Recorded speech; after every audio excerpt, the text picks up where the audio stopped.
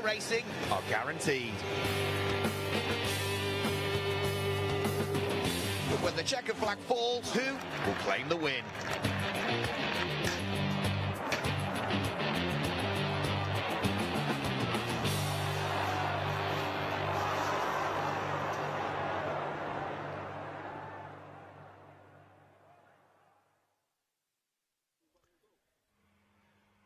Well, welcome back to Autodrome Most here in the Czech Republic for the first weekend ever in Eastern Europe for the NASCAR Wheel and Euro Series, which means it's the first ever Czech NASCAR Grand Prix. Most became the permanent motor racing facility back in the former Czechoslovakia, now the Czech Republic, when it opened in 1983. Though the history of racing in this local area goes back decades. The first motorsport in the area came when motorcycle races were organised around the streets of one of the breweries in the middle part of the 1940s, and multiple configurations on the road course were tried before finally it was decided to build this circuit, which opened in 1983, and the fans have been flocking here ever since, and even more so this weekend to enjoy the racing they saw earlier on from the Elite 1 division of the NASCAR Wheel and Euro Series, and we'll now see the Elite 2 division competitors out on track for the first time this weekend for round 7 of the championship. Beautiful blue skies. The fans are certainly enjoying it, and it's my first visit to this circuit, a wonderful circuit. Which comprises, well, some 17 turns are identified on our graphic. There is actually, if you count a couple of the kinks, 21 if you count the small kinks. And it's a fairly long circuit as well. It's 2.624 miles or 4.222 kilometres to be absolutely precise. We've seen some great racing already around the track, and there's local interest as well this weekend here at Autodrome Most, because competing in the Elite 1 division and competing in the Elite 2 division, we have the only Czech driver that is on the grid, which is Martin Dubek. So there'll be plenty of support for him throughout the course of this weekend. And Martin was able to dive on board. Let's have a look around the track with Martin Dubek. Hello NASCAR fans, I am Martin Dubek, and let's watch my onboard video here in OM Max Motion NASCAR Show 2019 in Most. So let's start. The first corner is turn right. It's really difficult to find braking zone here. Second gear brakes, turn right, jump over the curb, use the curb. Full throttle, use the outside curb, little bit move on inside, full gas, third gear, fourth gear, brake really hard, second gear, jump over the curb, use inside curb, full throttle, jump over the curb again, full throttle, and brake really hard. Second gear, full throttle. This corner it will be really nice for overtaking, full throttle, fourth gear, and we are going to the fastest corner. Third gear, brakes, full throttle, use the curb. Now go up to the hill. Brakes. Second gear, use the curb inside. Move to inside. Use the curb, full throttle now. Third gear, use the curb. Full throttle, fourth gear. And we are going to the last corner. It'll be a really nice zone for overtaking. Brake really hard. Second gear. Use the curb. Full throttle. Full throttle. Third gear. Hello Ariana. Full throttle. And here we are. Thank you NASCAR fans. I hope that you enjoy my onboard video, and I hope you will cross fingers for me.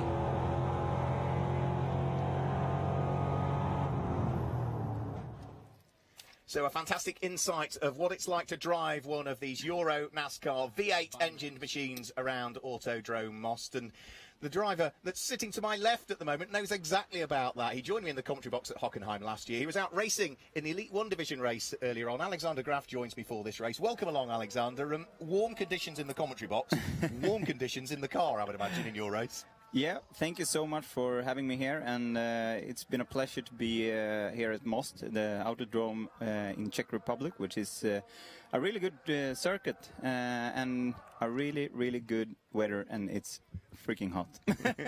It is rather hot, yeah, it is rather hot to say the least.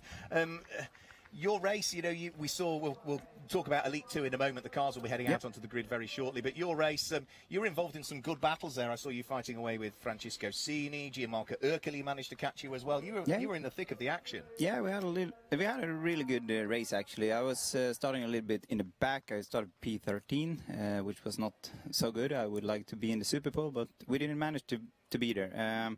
But the race was good. I ended up P9 and had a really good fight, as you said, against a couple of guys, yes.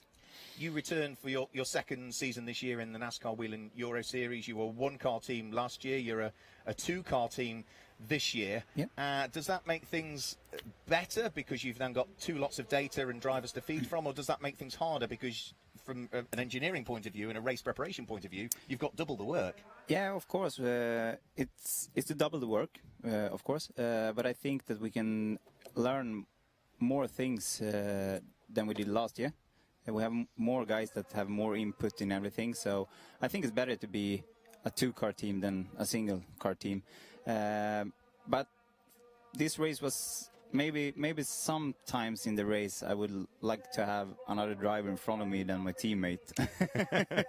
So sometimes you win, sometimes you lose some. But in the end, I think it's better to be more cars than a single You're car. referring to Henry Tuomala there, who, yeah, exactly. who I've got to say, you know, the number 23 car, the sister car of Henry Tuomala in Elite 1 and Ian-Eric Varden in Elite 2, that has gone, or Eric Ian Varden, has gone beautifully well this year, hasn't it? It's gone well. For sure. It's they've done really good, and they do really good progress for every time they been on a new racetrack. I mean, for them, all tracks are new. It's only Hockenheim last year they have done before, and Henka did Zolder also last year. So for those guys, this is brand new for all the tracks we are coming to. Well, I think what we can do is we already had a race earlier on today for the Elite 1 division, which you were competing in. So as we await the arrival of the Elite 2 cars onto the grid, let's have a quick look back at some of the action from just earlier on today in Elite 1.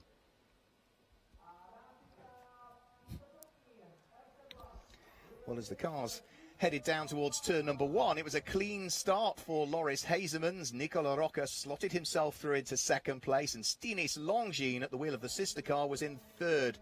Jacques Villeneuve and the reigning champion Alan Day ran side by side through the first corner, and after losing a few places on the first lap at the wheel of the yellow number 54 Cal Racing Chevrolet, the reigning champion dropped down to 8th at the end of the first lap and was trying to haul his way back through and past double champion Luca Lasser. Contact then caused a left rear puncture to Alan Day, which brought him into the pit lane. Contact at the chicane put Salvador Tinio Arroyo into a spin as Romain Iniesta tagged the tail end of him.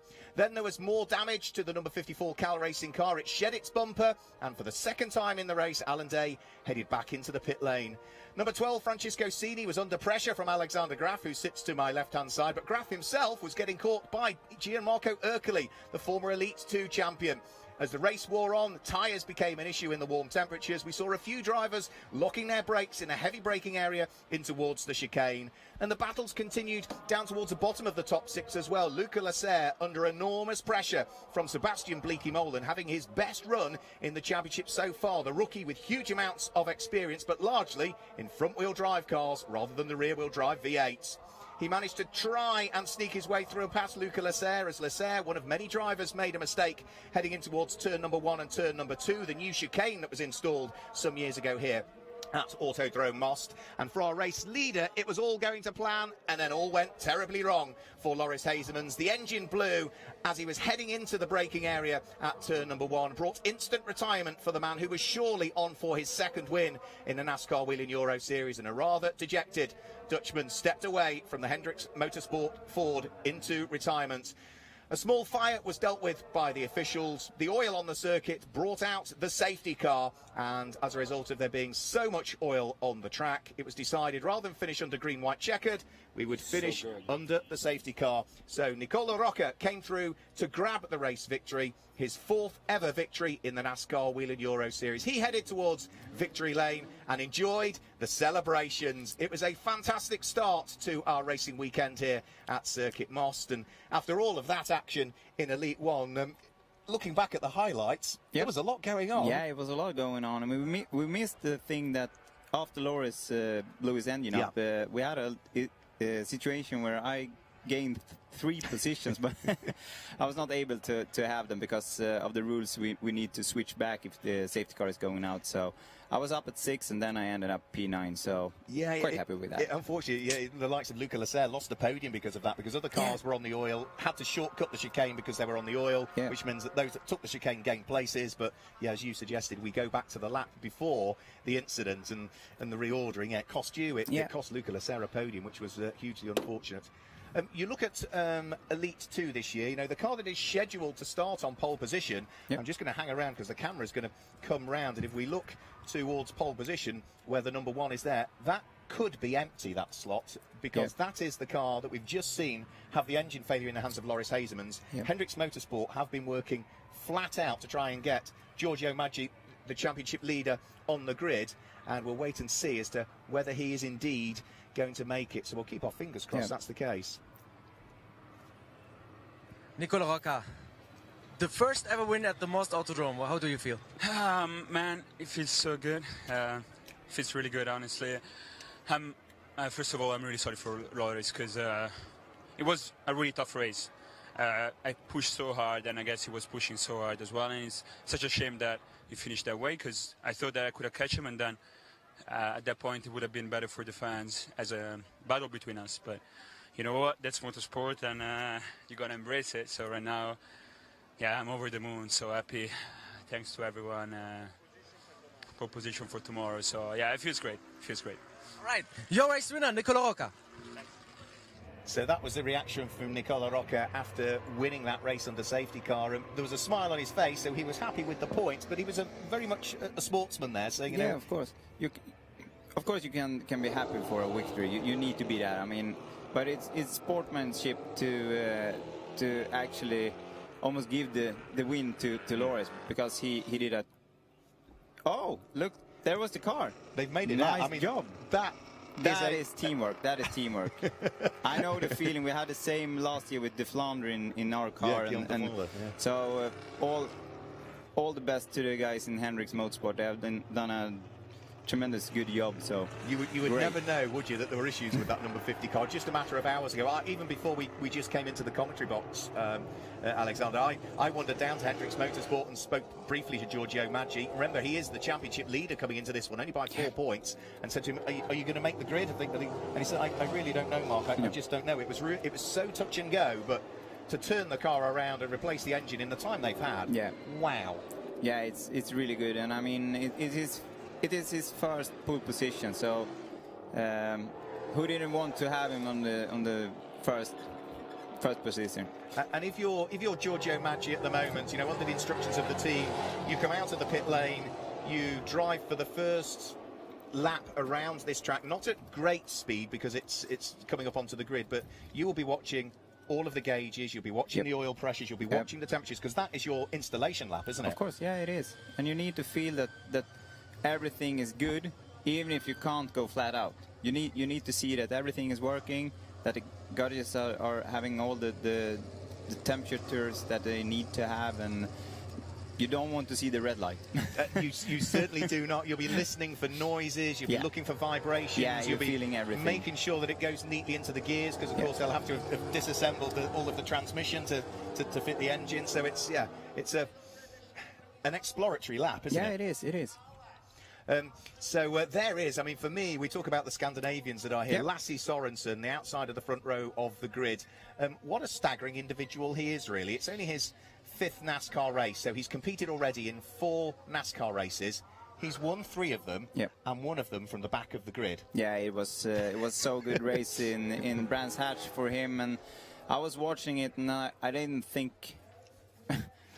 I couldn't even believe my eyes, actually, because you can't start from the back and win the race. But he did a job, and he had a little bit of what do you say? A bit of luck. He had a bit of luck. Of course, Yeah, he did. but he took all the good opportunities.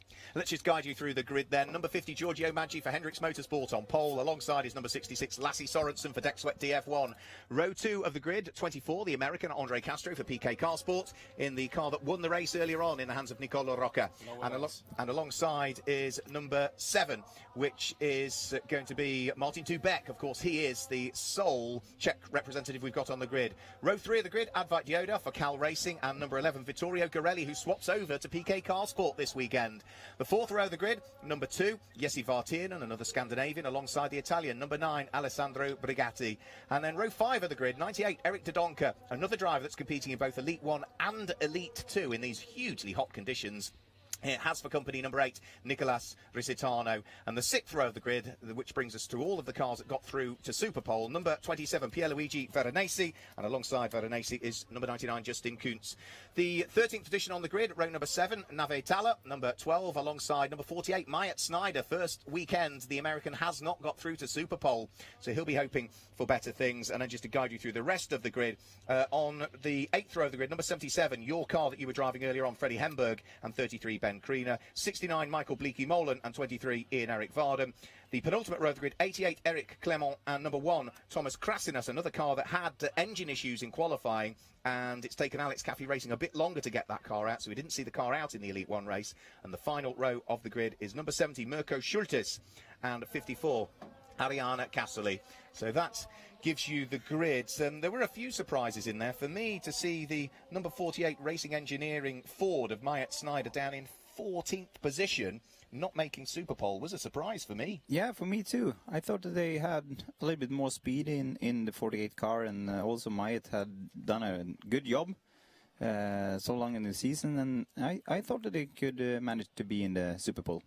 And Myatt's a busy guy as well, because just last weekend he was racing at Gateway International Circuit over in the States, where he finished in 10th place overall in the Gander Outdoors Truck Series. He finished 9th in stage 1 of that race. He was runner-up in stage 2. You know, he's a quick guy, and it's nice to see some of the Americans coming over and joining in the NASCAR family this side of the Atlantic. Yeah, I like it a lot. I mean, it's good to see so many new faces and so many good new faces. Yeah. I mean, I think that as we spoke to each other before the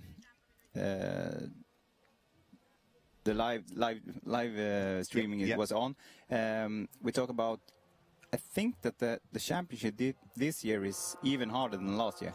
It's so open. I think Elite 1 and Elite 2, they are so open. And you make the very valid point about nice to see so many new drivers coming in. There are 22 cars on this grid. 15 of them are rookies in the championship, and many of them are very quick rookies. Yeah, they are really, really quick.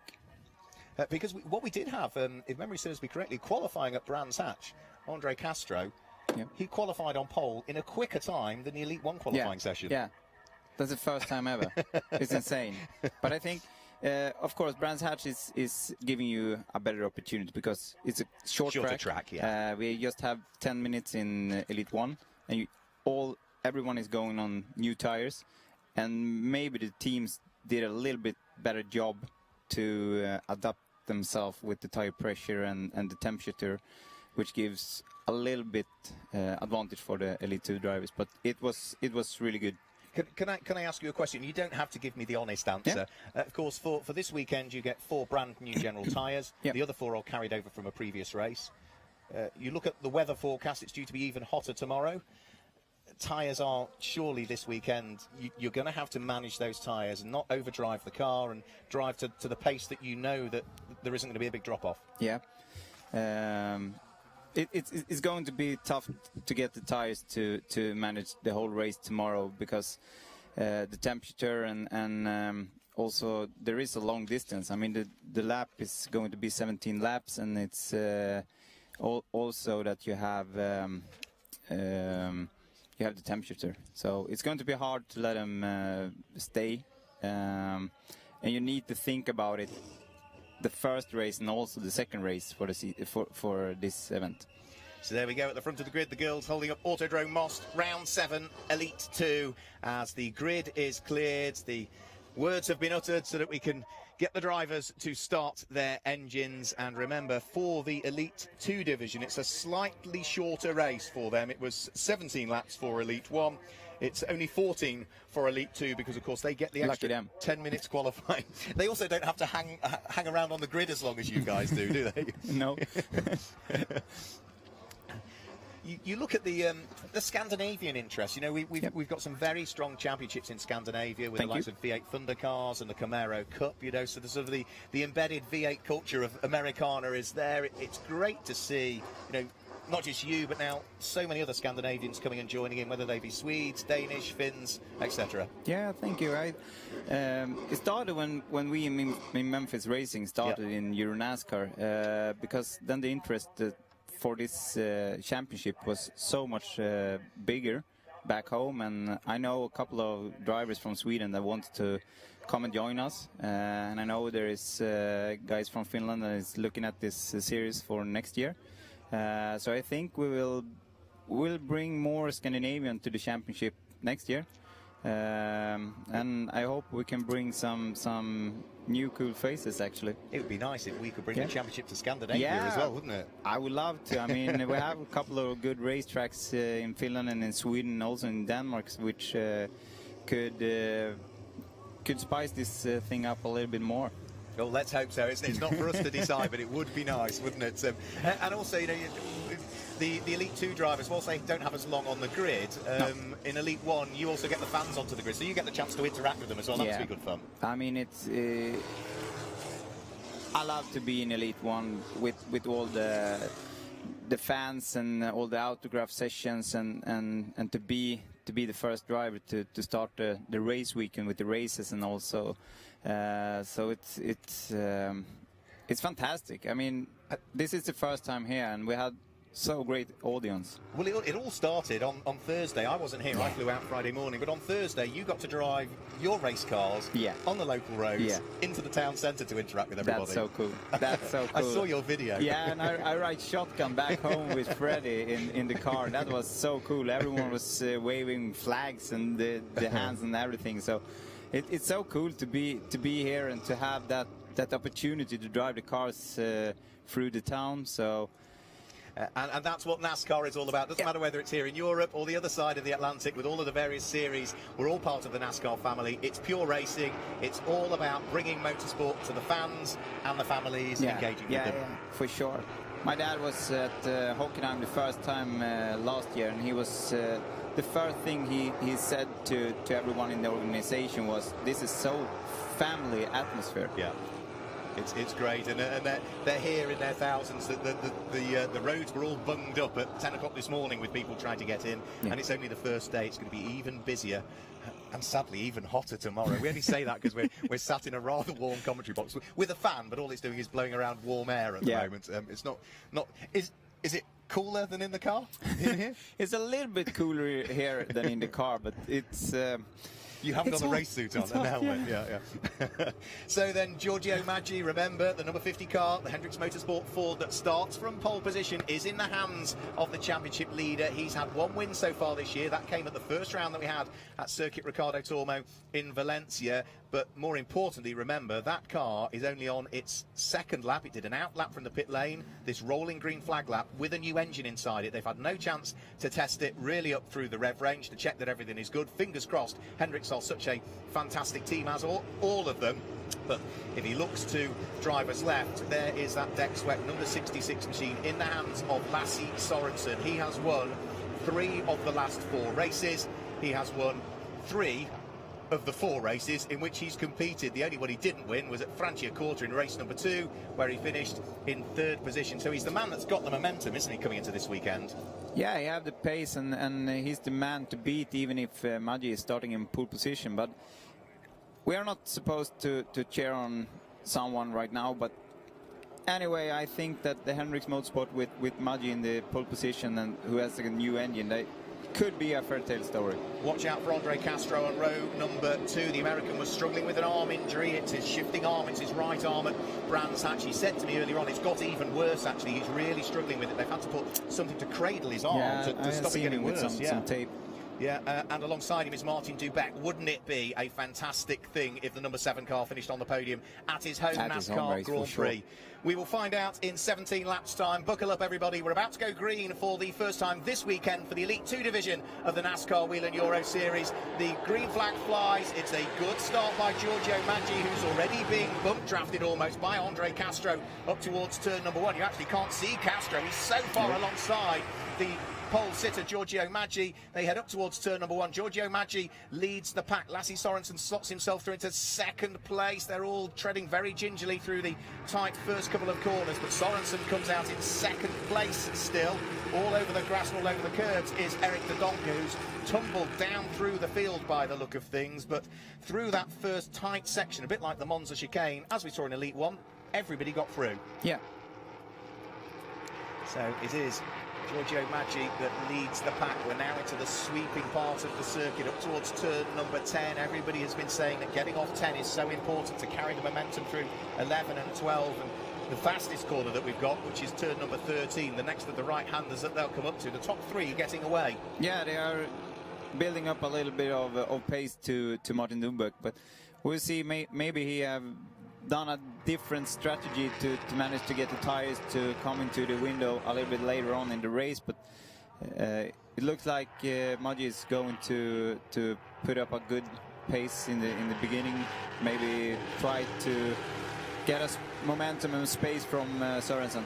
I was talking to Ben Creanor, who joined me for your race earlier on, all about tyre pressures, and yeah, do you put them really low in a hot day to know that the car will get better? Do you lose time in the beginning but then have a reasonable car underneath you, or do you put them where they ought to be and you know the car's going to drop off? For the moment though, Giorgio Maggi is gaining. There's contact, there's noise, there's gravel, and we've lost somebody into the gravel trap, and that looks as though it's the number 9 car that's gone off. Alessandro Brigatti is into the gravel trap. Now, is he far enough in to prevent a safety car? Maybe a safety car will come out, but we shall wait and see. Up towards the braking area, 1 lap completed, as trying to get up the inside, number 11 there, squeezing his way through, Vittorio Garelli with a good move up the inside of Martin Dubeck, the car behind having to take the shortcut. I think that was Advait Dioda, wasn't it?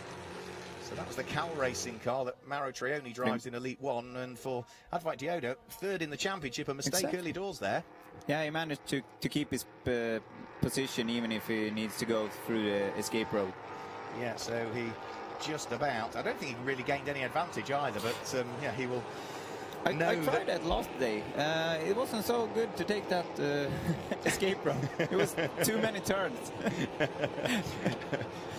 A few of them found out in Elite 1 with all of the oil down there as well. Yeah, it's even worse right now, for sure.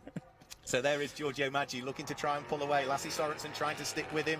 Andre Castro in 3rd. This is a battle for 4th and 5th place, with now Vittorio Garelli, the number 11 PK Car Sport car, through and ahead of the Hendricks Motorsport number 7 in the hands of the local star. We see there's a safety car, I think. We haven't heard anything, but it looks like the cars are slowing down right now, so the safety car is coming out. So certainly looks as though Alessandro Brigatti's car is not far enough out of harm's way. And I suppose it's at turn number 20 as well, which is sort of, it's a heavy braking area, isn't it, as well, turn number 20. So it's really easy to lose your brakes if you have been a little bit too hard on the curbs. So you manage to get the brake pads floating away a little bit from the brake discs. It's really easy to put the braking pedal to the bottom, and then you don't have any brakes. So maybe something like that happened, but yeah, the safety car is out. Yeah, and Alessandro Brigatti, very much a rookie in this championship, cut his teeth in FIA CIK karts, was part of the FIA Karting Academy as well prior to that, but so far he has been in for the full season, has Alessandro Brigatti. His best result came last time out at Brands Hatch, where in the first of the 2 races he was in 6th position. He has had another top 10 finish though in the second of the 2 races at Brands, but other than that he's been outside of the top 10 in each one of the races, and after the gravelly moments he is of course now off the lead lap, and he's going to have to hope. I don't think, by the sounds of it, it didn't sound as though there was any damage to the car. It sounded as though he just skidded into the gravel, but we won't know until we see it on camera.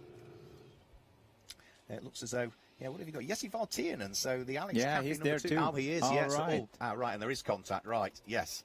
So that explains a lot, doesn't it? Exactly what happened, I don't know, but damage to the rear of the number 9. Let's just have a quick look. We can see something coming here. There's Lasse Sorensen. There is Andre Castro, and then a couple of cars further back. We'll Now then something see. is going to happen down So there. there Yeah, they go, yeah. you can see Jesse Vartain and Alexander is coming into the gravel trap there. I think both of them after the same piece of tarmac, and didn't quite work, did it? So No.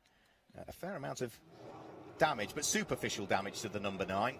So safety car will need to get both of those cars out of harm's way. We saw only one safety car period in the Elite 1 race, which meant that we did finish under safety car. In stark contrast, it started at safety car at the very beginning of this race, so at least we can get things cleared and get some good racing under our belt. The top 3 were trying to get away, so if you set the car up to be good early on and you get the safety car, that's not a good thing because you can't get away. If you set the car up to get stronger later on, it's probably not as much of a problem, is it, the safety car coming out?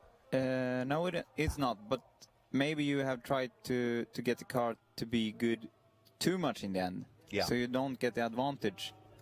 So you don't have hit the those, sweet spot those quite last in time, laps that you need to have. And maybe it's good right now if you want to have the car to be fast in the beginning. It could be good to have a safety car, because if you can take it really slow, you don't build up the tire pressure too fast, and then you maybe can do your thing and manage to put a little bit of gap. So we may have a little bit of reordering that needs doing, because we go back, as you well know from your race earlier on, to the order on the lap prior to the safety car coming out. So there might be a little bit of a shuffle in the order. Giorgio Maggi leads Lasse Sorensen. So it's Ford from Chevrolet. It's Chevy's also in 3rd and 4th place. Andre Castro and Vittorio Garelli at the wheel of the 2 PK Car Sport cars. Should be there in 3rd and 4th position. I think there's been, Martin Dubeck has sort of got in between the pair of them. There's also damage. Now that is Pierluigi Veronesi, isn't it? Yep, at the wheel it is. of the number 27 car that clearly has got involved in something early doors. Again, I didn't see anything. No, I couldn't even. But something has happened in his left front, so maybe it's not so bad. It could look worse than it is, but maybe I have something struggling. In these warm conditions, is it better to be circulating at full race pace whilst everything then becomes warmer inside the car? You get a bit more air coming in, or is it better to be going around a little bit slower where the car cools off but you get warmer because you're not getting the airflow through? No. What is there anything that's better, fast or slow, just to cool down as a driver? If it goes too slow, you don't get any air into the car. Some of the guys have put in some hose to bring in some air to the driver. That always push in a little bit, but if it go a little faster, you can put out your hand to try to squeeze in some air to the car. I don't used to do that on when I'm racing, but if the safety car is bringing up the speed, then you can do it. That's exactly what I do under safety car. I wind the window down on the car, because our cars have to run, it's a standard road car almost. Turn the heating off that was on full heat to draw the engine out of the temperature bay.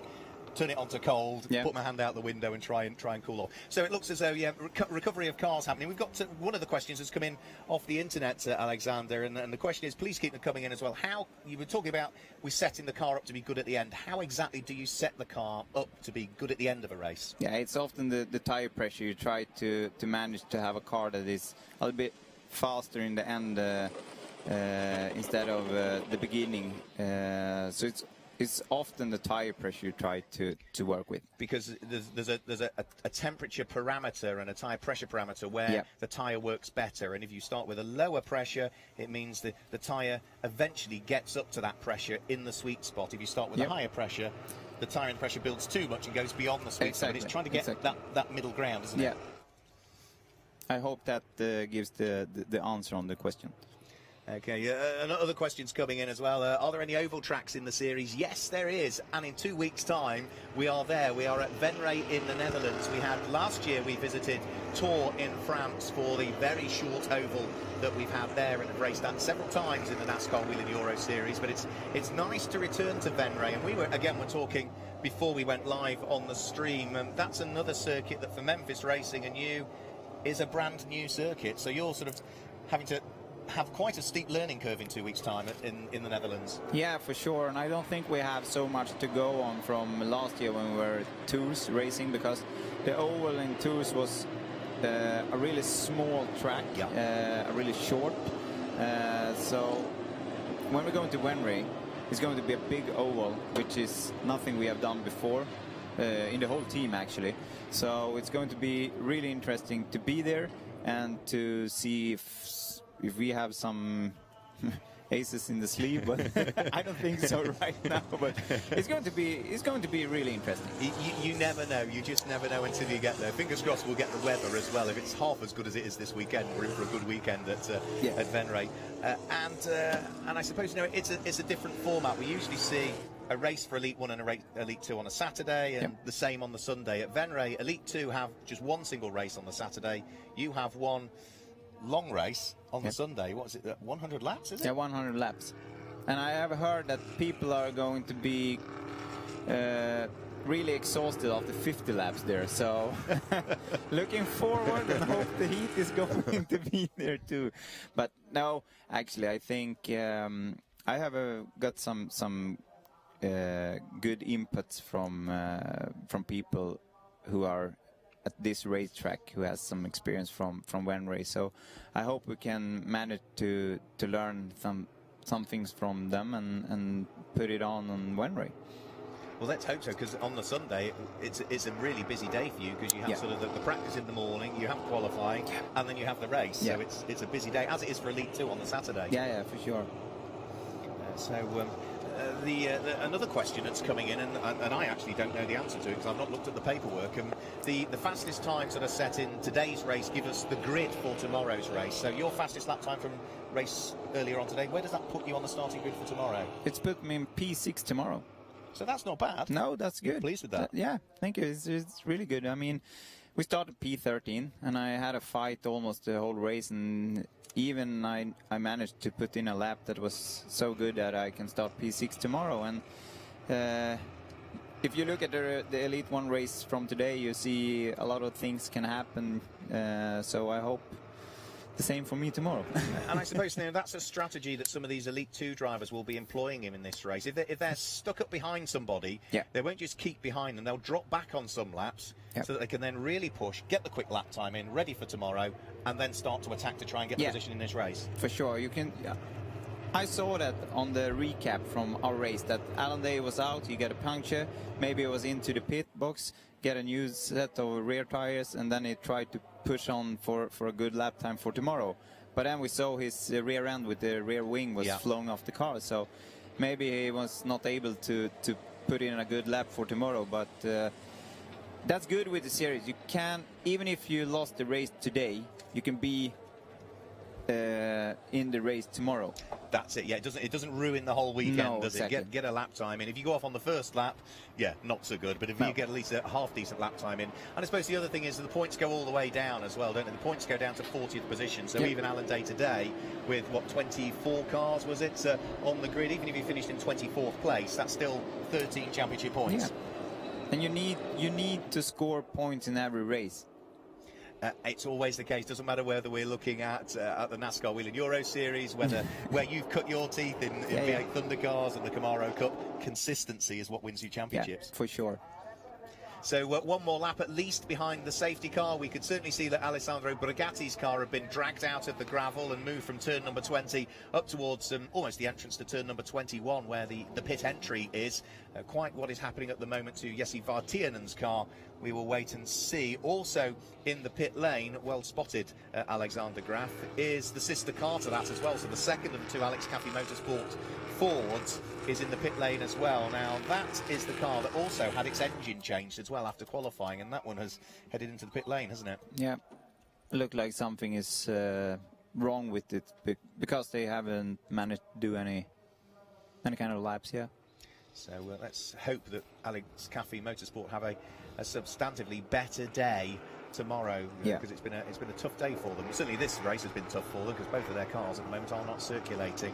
So there is number 99. That is the car in the hands of Justin Kuntz, who is another driver who we have historically seen racing sometimes in both Elite 1 and Elite 2. Not this weekend though. He shares the car with Ellen Law, and Justin Kuntz is sitting, where is he? He's inside the top 10 the way things currently stand. We'll just pick out the various leaders whilst we see the Jesse Vartinen car being hoisted away. Giorgio Maggi leads the race. He is the leading rookie as well, because we have a separate trophy for the rookie trophy for drivers entered into the Elite 2 Championship in their first season of racing. In fact, it's rookies 1, 2 and 3 at the moment, so the top 3 overall gives us the rookie podium potentially.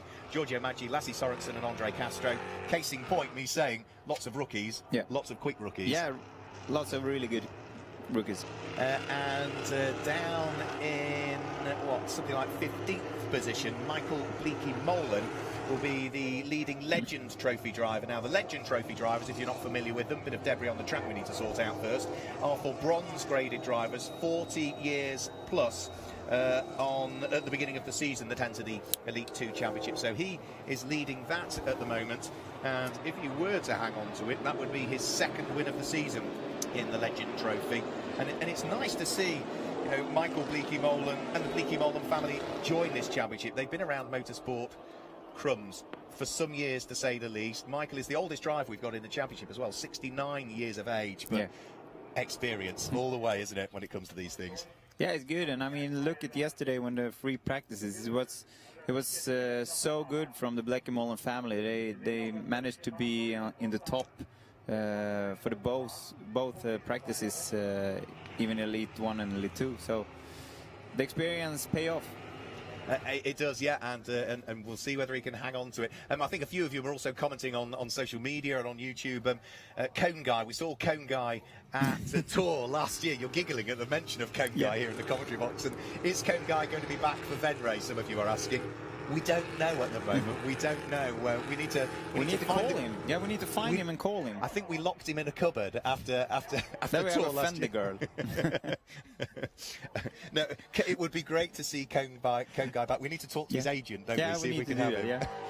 If you didn't watch it last year, the Cone rule was an interesting rule, really, on the oval. What was it? The lap prior to the last lap under safety car, you had to decide with a cone in the middle of the circuit whether you wanted to take the inside line or the outside line for the restart. And what it did mean is it shuffled the order, because maybe the top 6 would all take the inside line to protect that inside line. Safety car will be in at the end of this lap. But if you were in 7th place and you took the outside line, all of a sudden you could find yourself at the front for the restart. It was a really good format. I liked it. It was genius. I love that. I love that. It was so good, and it was really fun, because you couldn't really know what the other guys in front of you were supposed to do. And I mean, it was like if you were from 7 or position downwards, that was your possibility.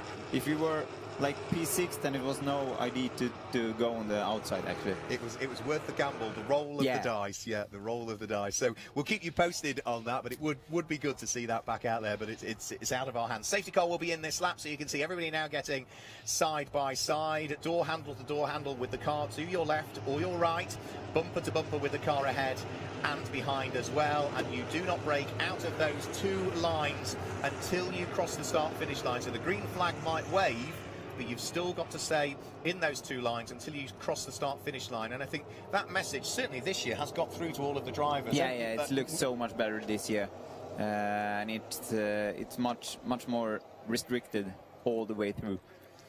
And they will be looking at all of the restarts. We saw the start for the Elite 1 division under investigation in the early stages. The thumbs up was given and everything was okay. Let's hope that everything will be okay for this one, because we are about to get things back underway. Lap 7 of the 14, it says safety car will peel its way right and into the pit lane. It has already done so. So it is now up to Giorgio Maggi to control the pace. Lasse Sorensen is going to have to try it again on the run up towards turn number 1, or might Andre Castro in 3rd place be able to unlock the door and squeeze his way through. Martin Dubeck is back up to 4th as a result of the reordering. So they have reordered the field and they head up towards the start-finish line, the half-distance point of this race in reality. Safety car back in. We get racing back underway for the Elite 2 division. It is a good start again from Giorgio Maggi. Clearly that new engine is working beautifully well at this stage, and the Swiss driver, the championship leader, is going to lead on the run up towards turn 1. Can Lasse Sorensen brave it out around the outside? Not this time. He's going to lose out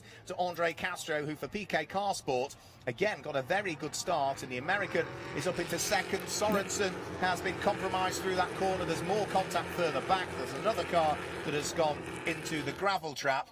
And Sorensen is fighting back, actually. He's got himself back ahead of Castro. So, and Deodar Alvarez is taking a couple of positions. Who was that? Deodar. Oh, Advite Deodar, yeah. So, yeah, good work there from the London-based Indian, driving the number 31 for Cal Racing. So, Lassie Sorensen, I thought he had lost out to Andre Castro. He certainly had at the first part of the chicane. Not quite sure how he managed to get back ahead. I don't know. Either way, it was a good retaliation. And as we saw, the front three are getting away again. So, Martin Dubeck, again at this restart, struggling, isn't he? Yeah, but he's back in fourth again. He was taken by Deodar, but he managed to take his fourth place back.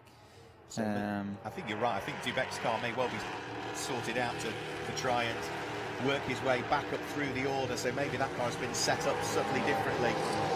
So we shall wait and see. So over the section of the circuit towards turn number 19 and turn number 20 they will come. It looks as though Advite Deodar is trying one up the inside of Martin Dubeck, who sees him coming. Good move there, puts Advite Deodar through. Dubeck tries to fight back at the next corner. There was a squeal of tyres, but nothing obvious as to what happened. And Advite Deodar, that was a good move, wasn't it? Dubeck fought back, but he's hung on to it, the Indian. He's up to fourth.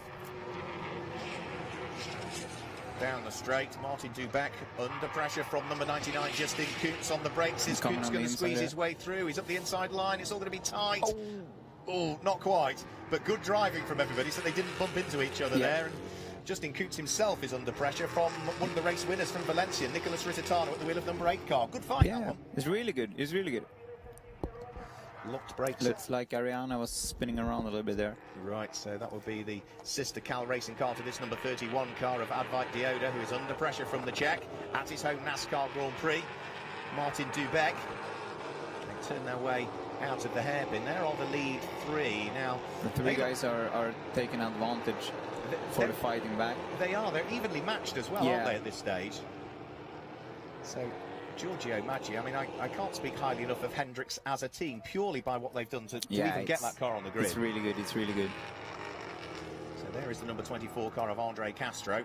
Whilst he might be struggling with his arm, it'll be one of those injuries, I suspect, that you don't feel it when you're in the car. As soon as you get out, that's when it reminds you that you've got an injury. Exactly. And he has the shortest recovery. I mean, for us Elite 1 drivers, we race in the morning this year, this day. And tomorrow we will race in the evening, so we have more time to prepare ourselves and the cars for the next race. I suppose he'll Ingrid with the team, get some physio on that arm as well. PK Car Sport will have somebody here that will look at that. They'll massage the drivers generally afterwards to make sure that they're nice and supple and ready to go. Some of them have massages before the race, but yeah, he will be working with the team physician to make sure that he is in a fit state, or as good a state as he can be. A bit of walking wounded, isn't he, really, this weekend? And I suppose when the next race is only 2 weeks away, it doesn't give you any recovery time, does it? August and the break in the calendar is the best time to try and get himself fit for the rest of the year, Andre Castro. Yeah, for sure. It's too short to do anything between this race and Wenray. And especially for us that lives in Sweden, we are not going to take our cars back home. We're going to be here at Most to take care of the cars, and then going to Wenray to take care of the cars if there is anything more that we need to do.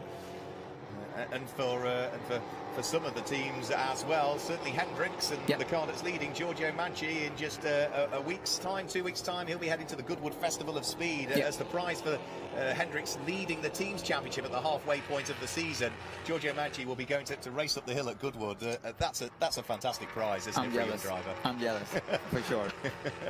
I don't think there'll be a driver that's on the grid in either Elite 1 or Elite 2 this weekend that wouldn't want to do that.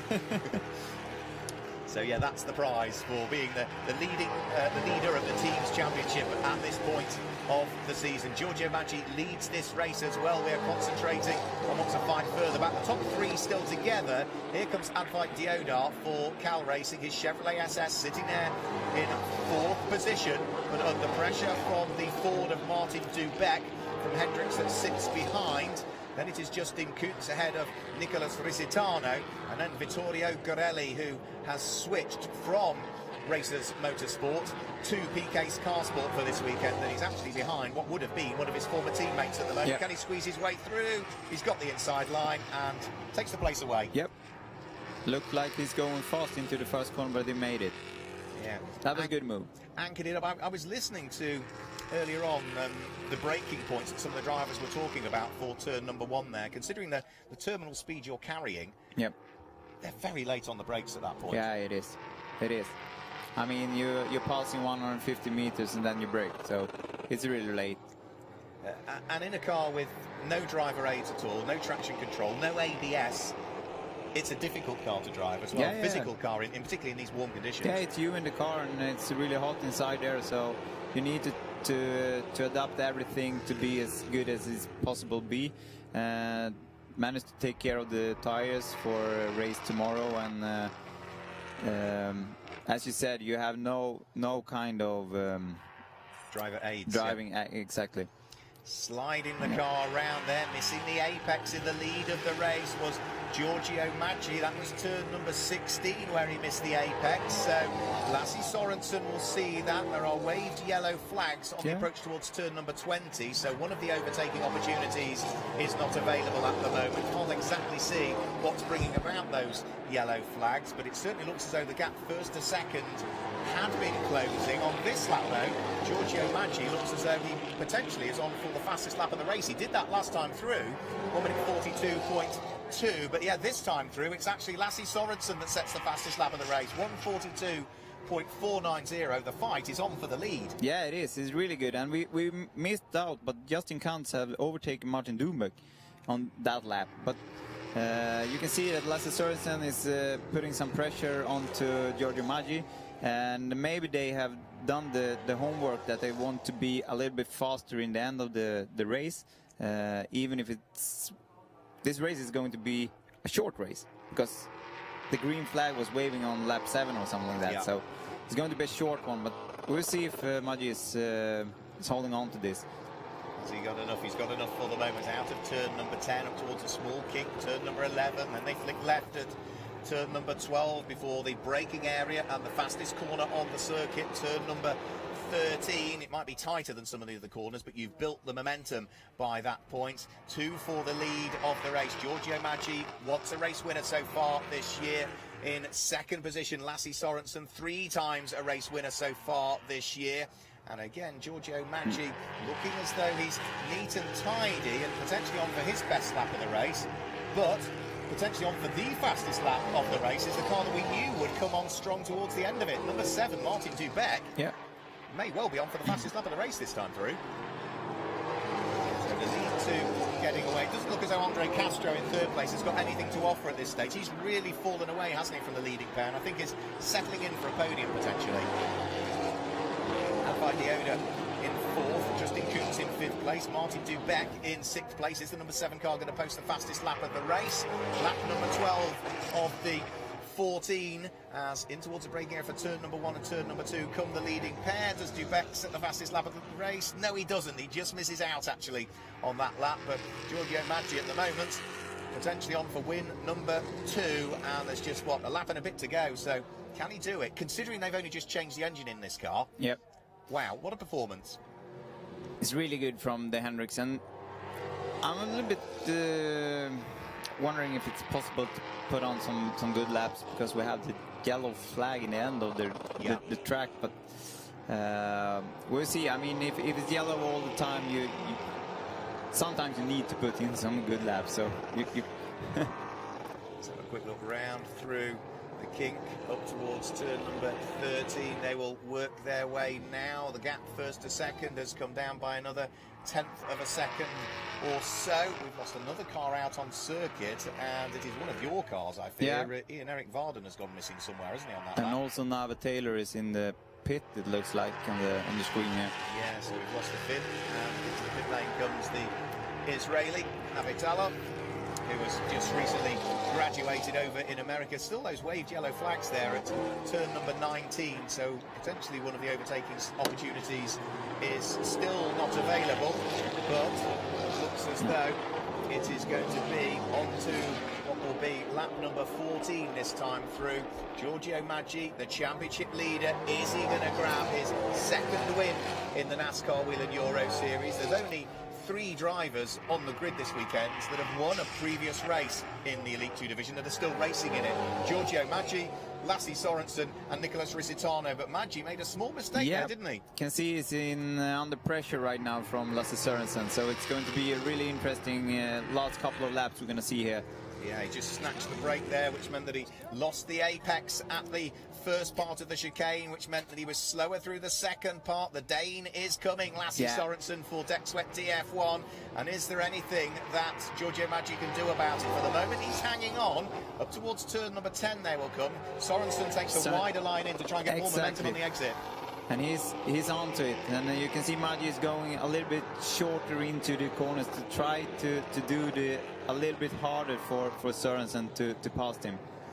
Is he going to be able to do it though? Because of course we've had those yellow flags up at turn number 18 and turn number 19 for the last few laps. They're just heading up towards turn number 15 now, which is the braking area for the right-hander underneath the bridge up towards turn number 16, and time and opportunities are running out here for Lasse Sorensen to try and make it 3 on the bounce. Back-to-back wins at Brands Hatch. I don't think he's going to be able to do it here. Have we still got those yellow flags? We do. We do have them, and Maggi is super strong in the second sector. I think he gained that position and the gap in turn number 15, where it looks like he's really, really fast. Yeah, he's really, really fast. He's been able to just ensure that he's done enough in this one, and considering that car had a blown engine in the Elite 1 race early on, what a great way to repay the Hendricks Motorsport team and all of the hard work that they have done. Giorgio Maggi comes through to claim the win.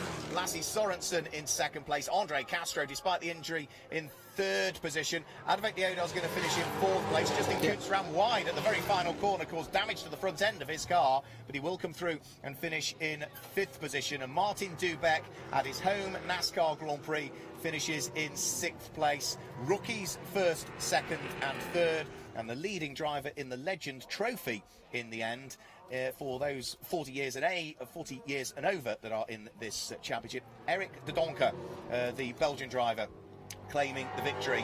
So Giorgio Maggi, we didn't know if he was going to be on the grid. He made it onto the grid. He's won the race. Yeah, that's about a fairy tale story. That was a really good job from the Hendricks and from Giorgio Maggi, who was under pressure, but he managed to keep his head down and do the job. Starting from pole position with a broken car just a couple of minutes before the start that's a really good job. Really good job. It is a fairy tale end to the day for Hendricks Motorsport, who will be pleased with that. They'll also be really pleased that the car, in reality, what was almost a test session for them to make sure everything was okay. They know they can prepare the car for tomorrow and hopefully get an early night, because everything appears to be good. Yeah. Lasse Sorensen has failed to finish off the podium in the 5 races. He is new to the championship. Yeah. He's done a chunk. You'll know him from what he's been doing over in Scandinavia there in your championships, but 5 races in, 5 podiums in what is a very competitive championship and a very unpredictable Elite 2. For sure. And he has done a really good job. I mean, putting on the car on P2 and also keep it to the finish line is a good job. And I mean, 5 races, 5 podiums. That's it takes some doing in the NASCAR Wheel and Euro Series, whether it be in Elite 1 or in Elite 2. And also, well done to Andre Castro, the American driver, for finishing in third place. We know he is really struggling with his right arm. Was doing at Brands Hatch, as he said. It's got worse since then. It's his shifting arm as well, which means that he's struggled with it. They've had to adapt the car for him. So through gritted teeth and the pain to finish on the podium. Yeah, it was really good, and maybe he think that he was able to give the other guys a little bit of a gap to just take it a bit slower and thinking about his arm instead of being in trouble with Advek Diodar. Yeah, that's his 4th podium of the year, Andre Castro. He's had 3 seconds.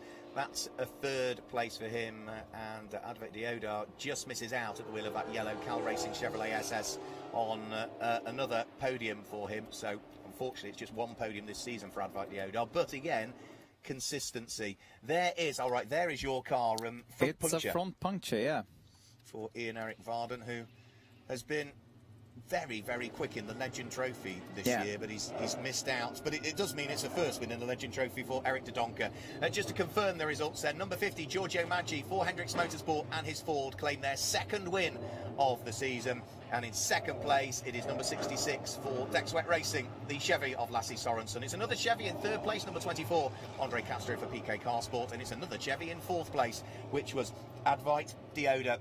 Fifth went the way of Justin Kuntz. In sixth place, it was Martin Dubeck. Seventh was Vittorio Gorelli. And eighth, ninth and 10th was Nicholas Risitano, Freddie Hamburg and Mayet Snyder. After that, in 11th place, Eric de Doncker was the first of the drivers home in the Legend Trophy. So there is victory lane. There is Giorgio Maggi. And, well, the Swiss driver who was leading the championship by just 4 points from Vittorio Gorelli coming into this race, with Gorelli finishing down in what is 7th position. That will net him 30 points, which means that the gap has grown by 10, 14 points in the lead, subject to official confirmation and me getting my maths right. Giorgio Maggi will be in the championship heading into tomorrow, and of course that is round number 7 of 14. We are at the halfway point of this season now. Yeah, we are. So, and in the end, we have two races, which is in the semi-finals with double of the points. But we are in the middle of the season right now. Yeah, it's strange, isn't it? Because you've got two middle points of the season. You've got the middle point where you get to that number of races have taken place, that number of races still to go. But if you look at the total points available, the halfway point of the season is after this weekend, isn't it? It is. It's strange. It's a really unusual one. You need to be good at math. Which I'm not. Well, I did pass at school, but yeah. There is our Swiss flag being held high. Giorgio Maggi with a huge cheer from the team. That will mean so much to them as well, that their man started from pole, not even knowing whether 5 minutes before the race got underway, whether he'd be on the grid following the engine problems and the blown engine in the Elite 1 division. And what a way to end the race. Big old hugs all around.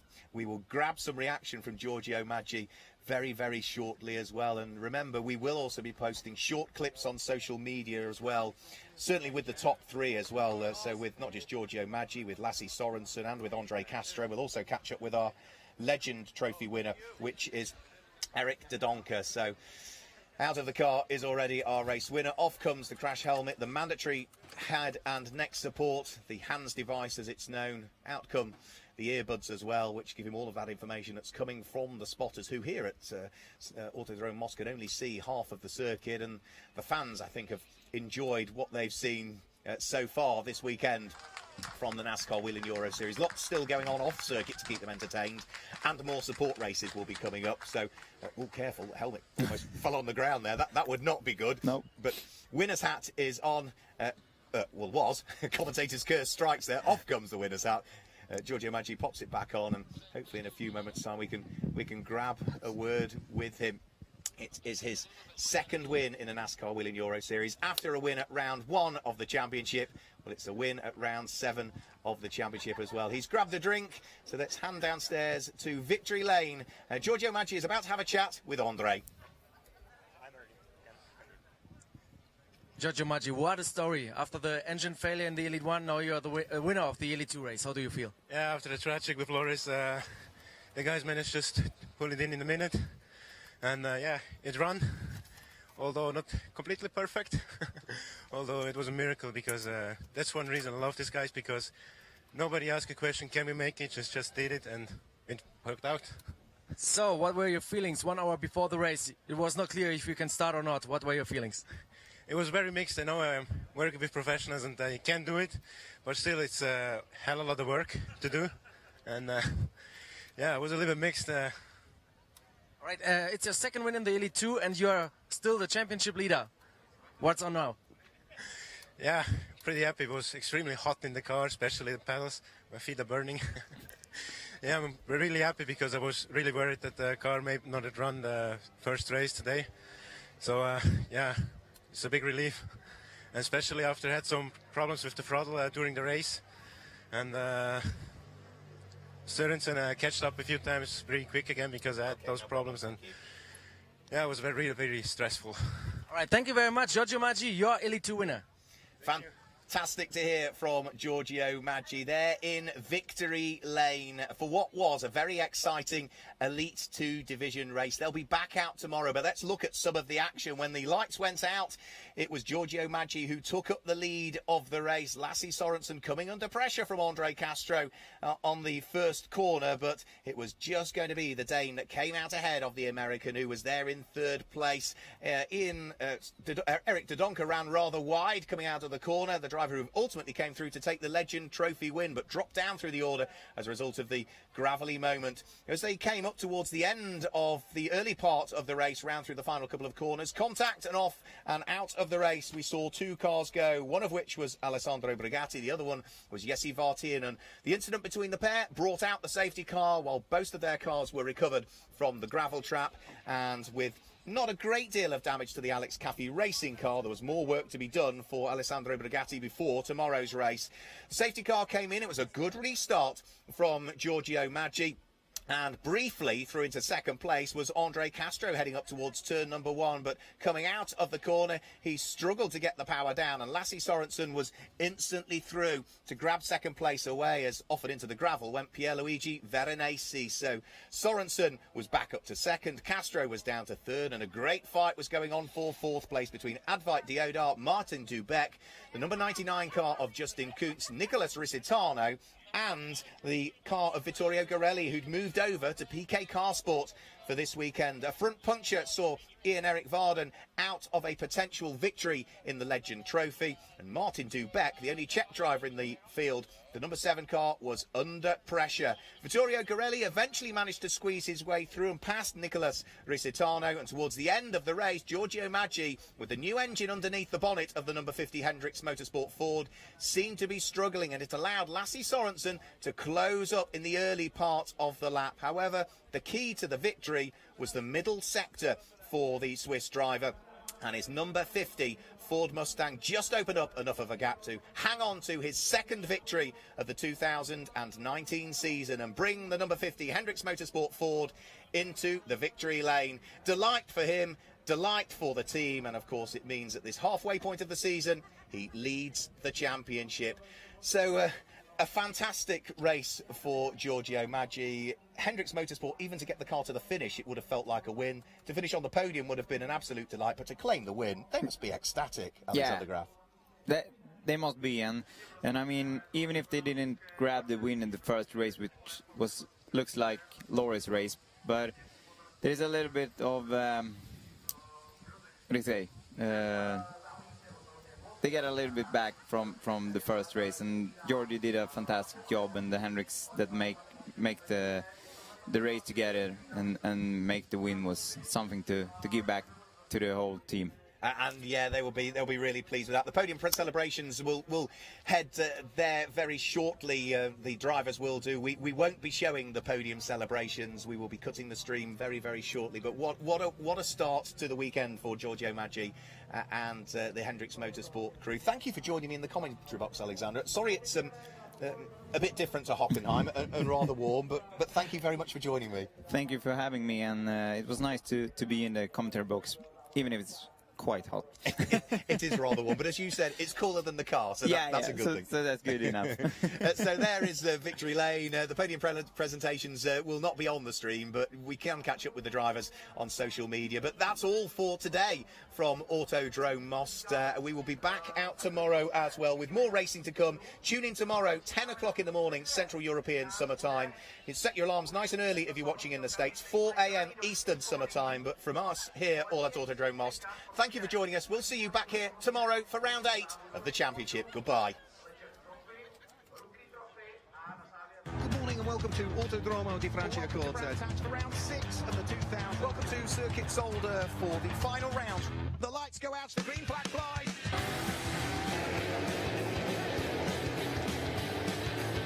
It's all very tight up towards turn 1.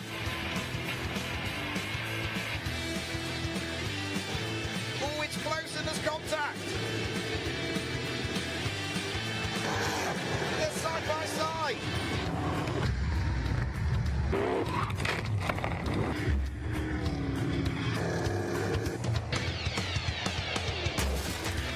When the checkered flag falls and the race is done, There's always time for celebrations.